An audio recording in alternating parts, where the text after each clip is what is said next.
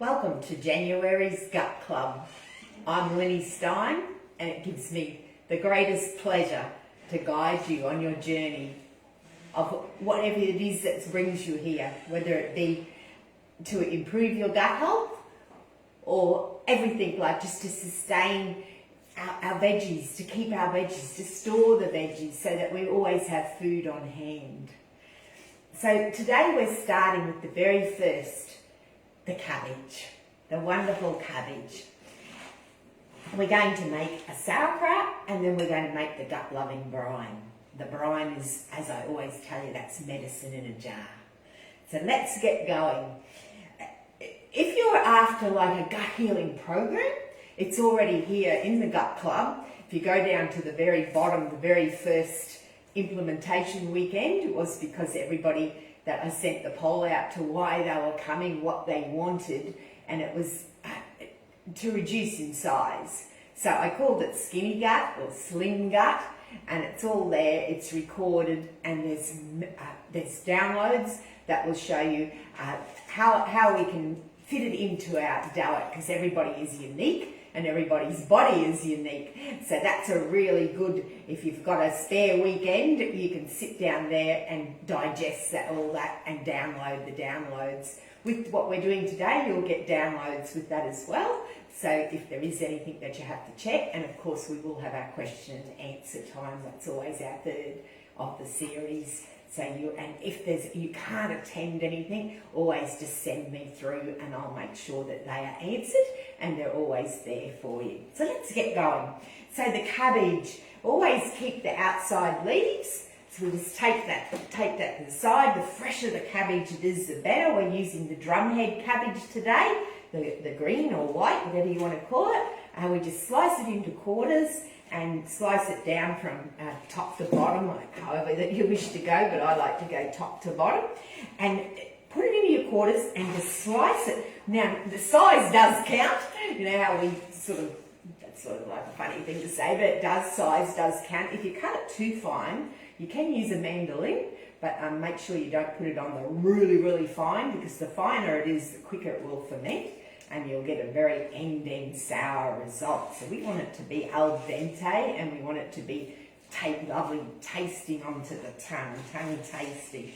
So not too thick, because if you cut really, really big chunky bits, like if you were to cut big chunky bits like this, you're going to find that it's too hard for the mighty invisible organisms, aka the microbes, to digest the sugars and starch out of the cabbage, because that's their job, that's what they do. And then what they do is they turn that into many strains of good bacteria. So if it's too thick, it just makes it too hard, and if it's all uneven, you will find that the finer parts will be nicely they've digested those well, but not the thicker parts. So we need to give it, our job as a human is just to set the right environment up for them.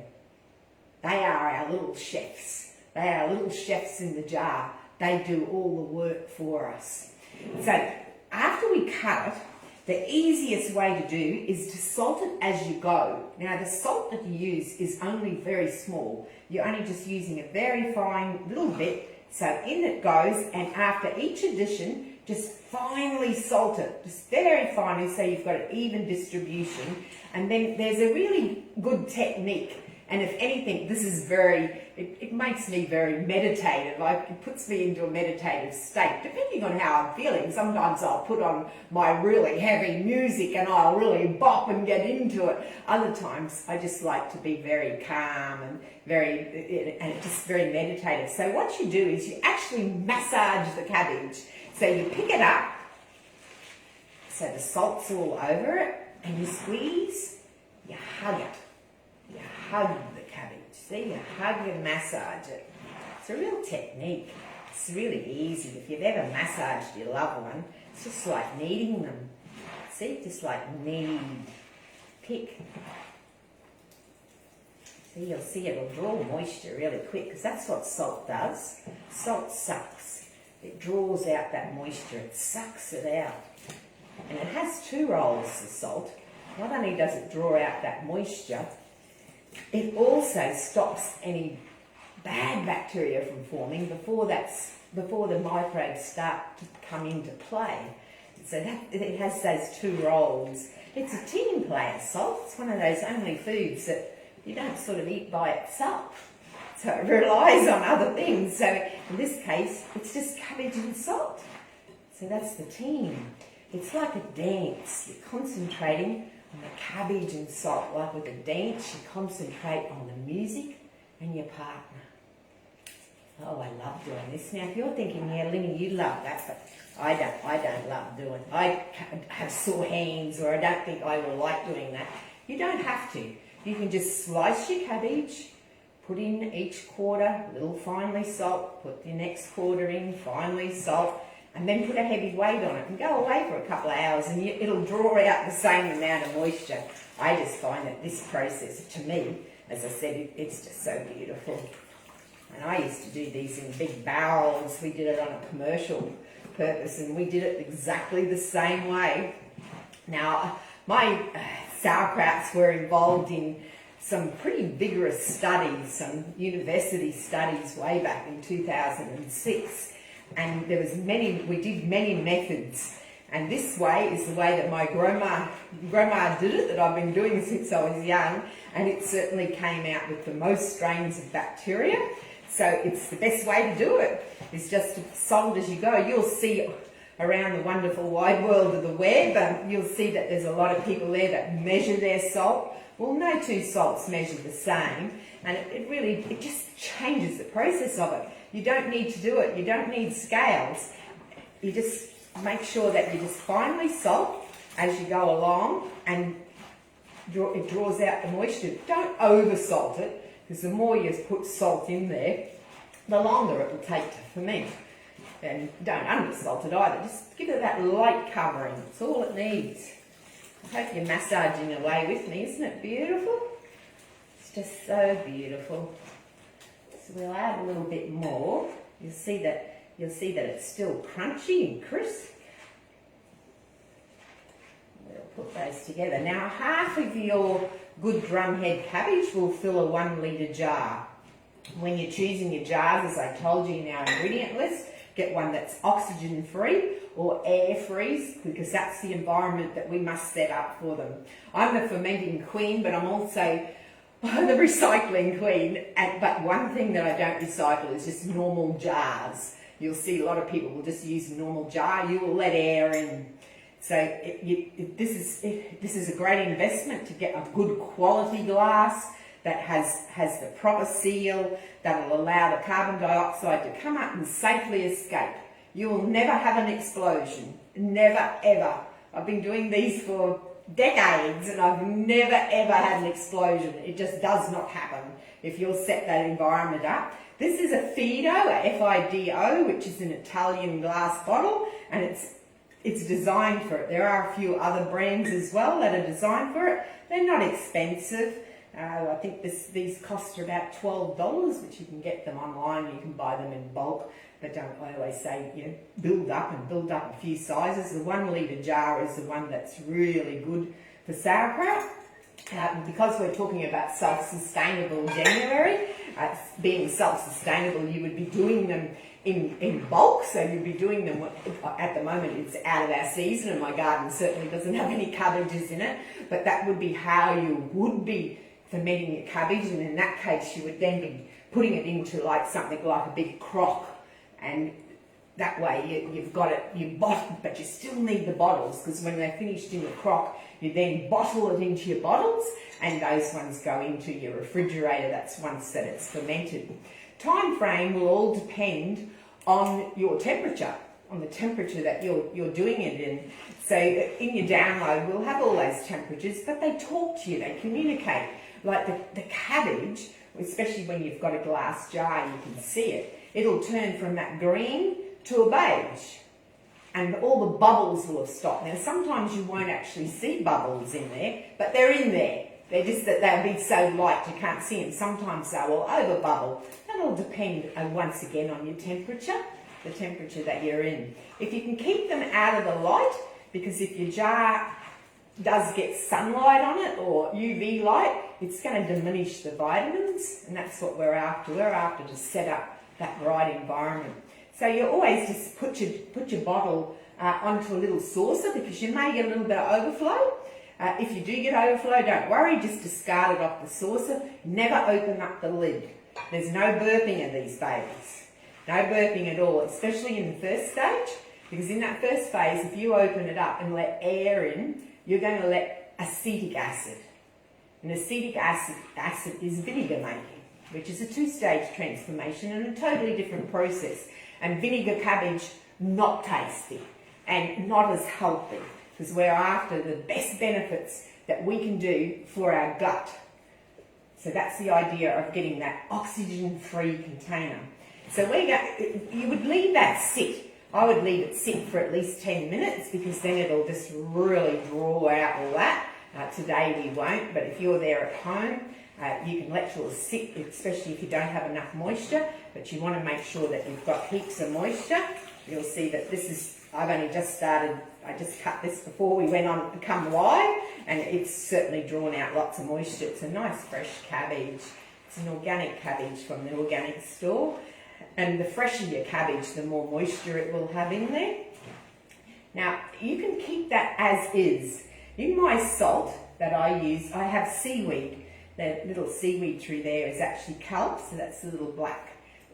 Anybody that's got autoimmune problems, especially if it's to do with the thyroid, you'll know that you have to be very wary of using anything from the goitrogen family, which of course is cabbage.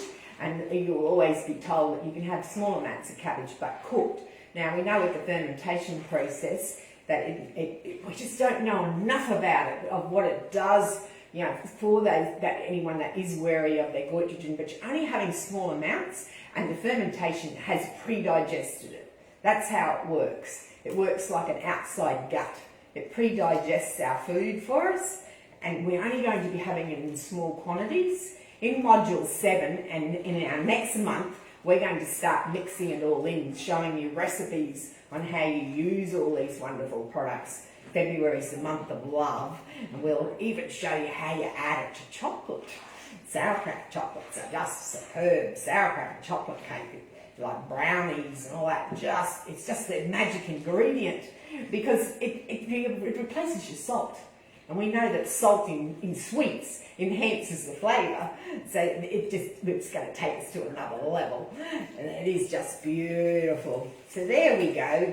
It's looking pretty good.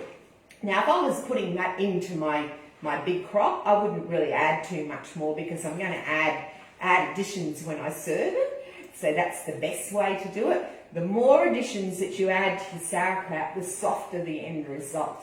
We want it to last a long time, especially when we're doing like big quantities of it.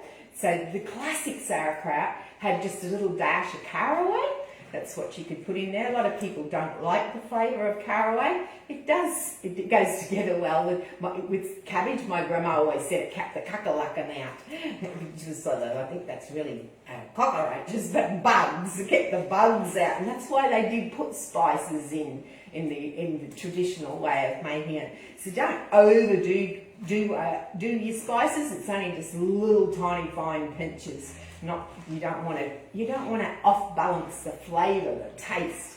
Keep out things. Don't put things like onion in. It's way too strong. Even garlic, you're best off to ferment those separately and have those as beautiful ferments.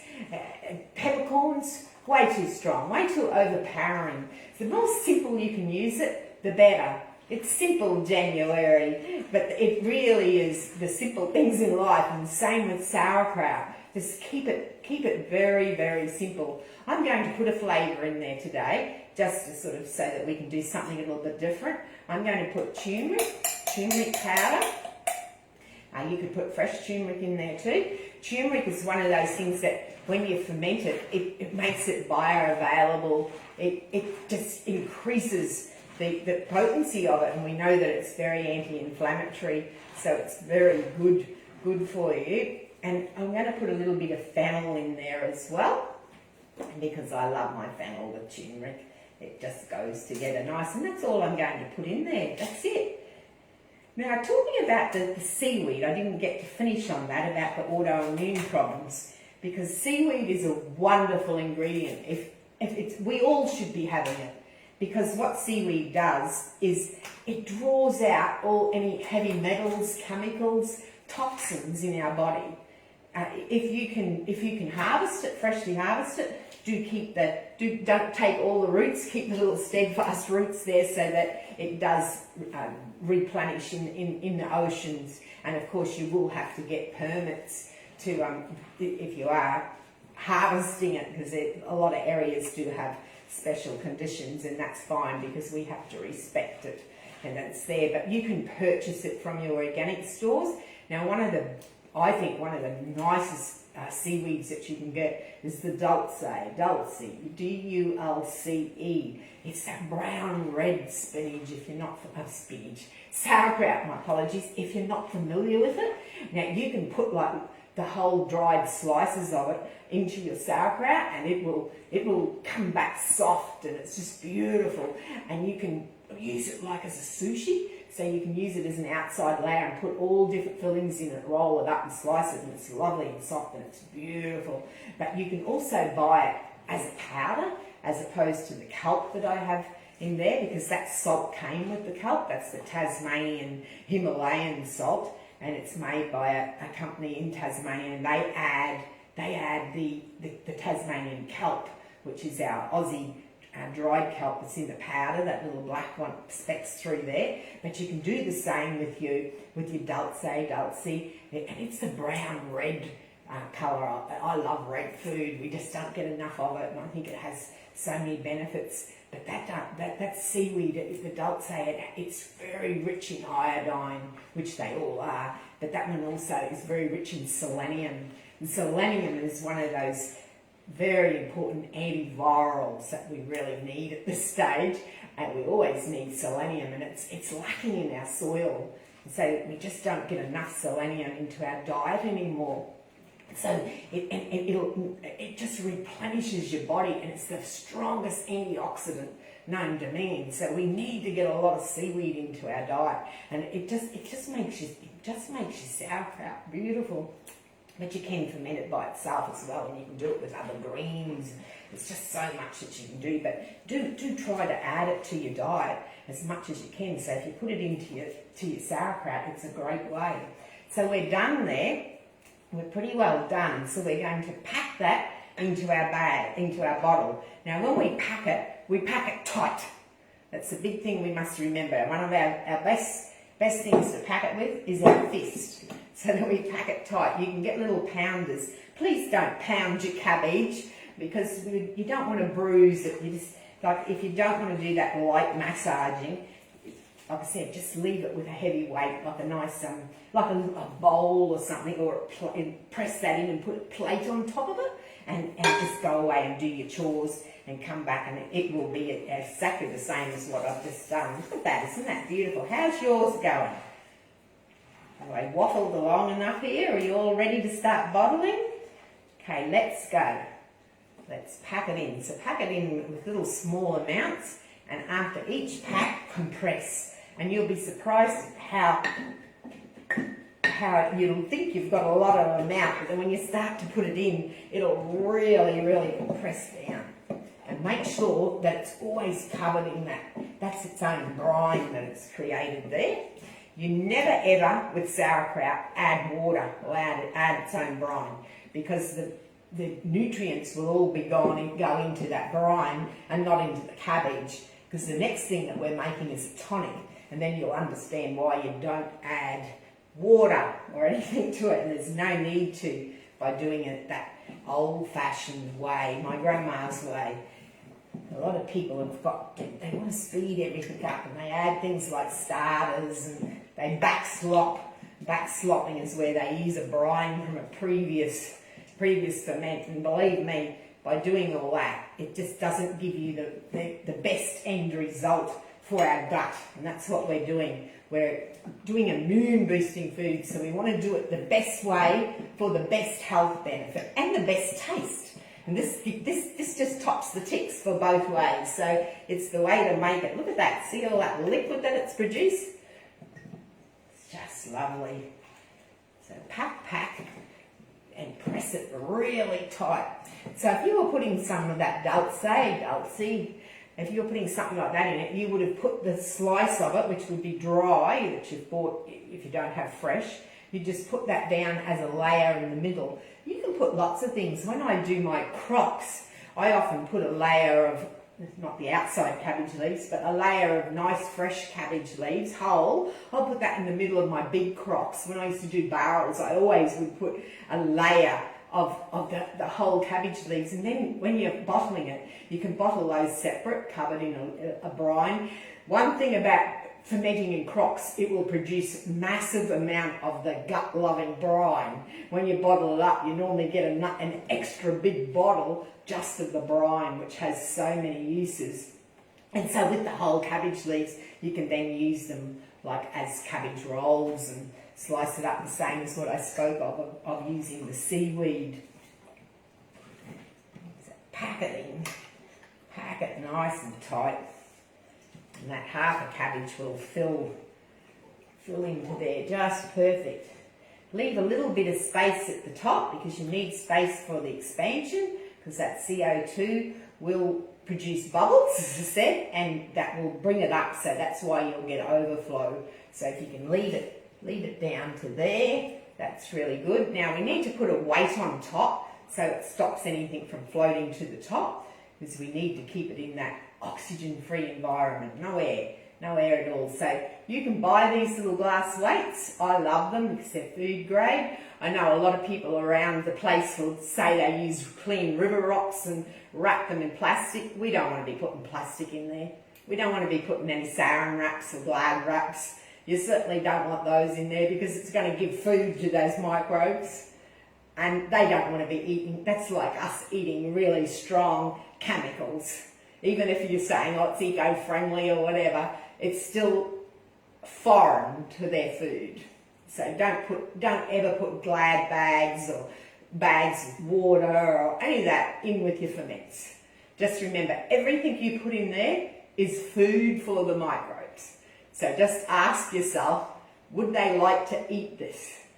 Glass, well, they're not going to eat it. It's just there as an environment to keep it all safe, keep it all submerged. That's the word, submerged. So in there it goes. The other thing is, if you don't have one of those, use your outside cabbage leaves. They're just the most beautiful weight that you can use. So in there they go. You can also put one of those on top of an outside cabbage leaf. I'll just use the outside cabbage leaf today just for those that don't have those glass weights. Just to show you. Oops, sorry for the noise. Oh, my chickens are walking out there. I can see me. Yes, Mum forgot to feed you. Hello, Annabelle and Tinkerbell. The two bells have come out. You're hungry. I hope you can't hear that, but they go bawk, bawk, bawk. The chickens get sauerkraut too. They get a little dose of that, and I ferment all their food. I use the milk kefir and put all the grains, and I mix up all the pulp and everything and put into there too. And it's good because, you know, probiotic eggs are giving us food, so it's all that giving back. So there you go, you've got it. You've got it. Now it gets sealed onto a, I didn't bring my saucer, onto a saucer. How pretty is that? And you'll watch it, even though that's got turmeric in there, so it's gold, so you'll end up with a gold, but it will still go beige. And now I've got plenty of variations of what you can make with like apple sauerkrauts using red cabbage. Normally, if you use a red, you use a half of a green to a quarter of a red cabbage, and you can add apple, but don't ever over put too much fruit into there, because you're going to give that's food, and that's sometimes can be too sweet. So just 1 to 2 little small apples per litre is plenty. There you've got turmeric and fennel sauerkraut. So our next part that we're going to make is the brine, and this one is the tonic. It's the medicine in a jar. It's gut loving. It's a little bit messy here. That's what I love about it. You're playing. It's just like, so I always say that making sauerkraut is like bringing out that child in you. It's like a child in a sand pit finding new toys. Every time you make it, it's just so, oh, it's beautiful. So we'll put that over there. So yeah, onto a saucer, nice saucer, cover it with a dark cotton cloth, like a tea towel, just loosely cover it. Put it into somewhere that's away from moisture, so you don't want it, and you don't really want it sitting right into your kitchen because you've got temperatures rising and falling. So just find a nice little spot. I've got a nice little fermenting cupboard around the corner, but you'll find somewhere that you can put them. The first few days, the temperature needs to be pretty cool. When I do my crops, because we live in the tropics, I actually start them off in my bedroom and put the temperature really low so that it keeps it at a nice steady temperature. And then after about 3 days, I move it into the closet and it's okay. So with your big crops, you know, you're looking at anything between 4 to 6 weeks. With these fellas, depending on what you've put in there, looking at anything from 2 to 4 weeks. I like to always leave them at least 4 weeks, but it depends on your taste. But after it's gone through the phases that it needs to go through, you can start to see it changing and it's started to settle down. You can then start to taste it. Tasting it along the way is not a problem, but not in those first 3 phases, because you want to keep the environment there. You don't want to let it to start to produce acetic acid, and that's when you let air in. So there you have it. So now let's get to the tonic. We need a big jar for our tonic, or you can do a litre jar. You can do like a 1.5 or a 2 litre jar. Now this one is we're going to add liquid. We are going to add water, and we're going to strain it off. So the cabbage in there is not going to stay. So we'll just put a good handful of cabbage, which is being left over. I put that one to the side. It's just a little bit less than like a quarter of a cabbage. So that just goes into the bottom there. Now there's 3 ways that you can make a tonic. This I just find the easiest way because you've done it after you've made your sauerkraut.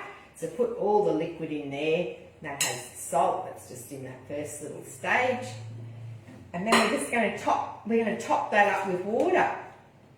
And this is why we don't top water up into your sauerkraut. Like there is ways that people add brine, because you don't do it because you're going to strain that cabbage off. The cabbage is spent, and I've seen the testing done on it. There's absolutely nothing in the cabbage, nothing at all, just a bit of fibre.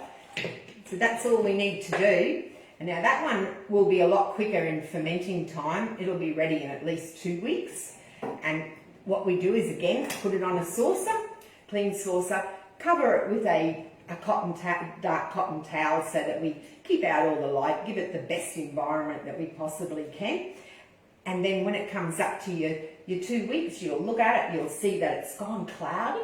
When you produce good bacteria, sometimes it looks like you've got a little layer of thick cloudiness down the bottom, and people start to panic, but don't panic because that's your good stuff.